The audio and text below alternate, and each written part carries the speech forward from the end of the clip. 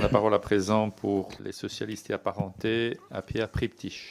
Monsieur le Président, Monsieur le rapporteur, mes chers collègues, nous sommes réunis ce jour pour en effet discuter des dispositions concernant le projet de loi de finances et notamment son article 40 relatif au prélèvement sur recettes de la France au profit de l'Union européenne.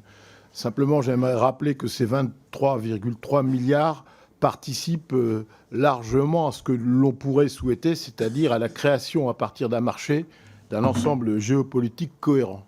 Et les socialistes, vous le savez, monsieur le rapporteur, sont pour la construction européenne, une construction européenne équilibrée, avec une capacité d'avoir un budget digne de ce nom. Et donc, en effet, il y a un débat sur les ressources propres et les recettes, un débat aussi sur la capacité à développer une politique industrielle. Et pour ce faire, nous devons participer à cet effort de solidarité, participer à ces efforts, notamment de financement des politiques communes. Et nous le disons avec force, au nom de l'ensemble des socialistes, qu'il faut en effet reposer le problème du budget pour avoir cette définition d'une forme de solidarité. Je redis tout de même que la France est certes le second contributeur au budget, mais le premier bénéficiaire de la politique agricole commune.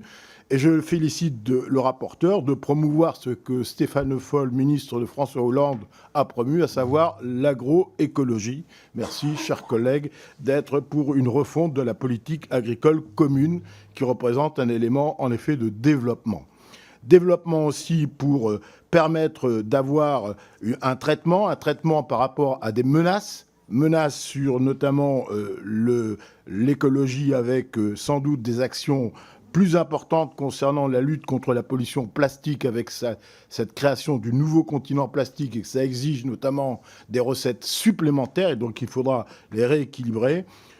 Nous sommes pour ce prélèvement, mais Monsieur le Président, j'ai siégé moi-même comme parlementaire européen à la commission de contrôle budgétaire et je trouve les conditions qu'a décrit mon collègue Arnaud Le Gall sont inadmissibles pour pouvoir élaborer un rapport d'avis budgétaire.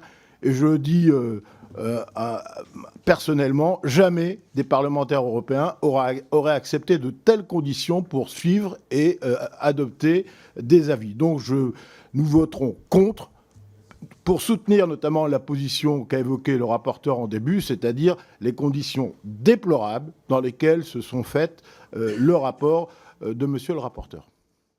Vous êtes dans une démonstration qui est la vôtre, avec votre logique politique, que je comprends bien. Vous nous parlez depuis à plusieurs reprises du cloud.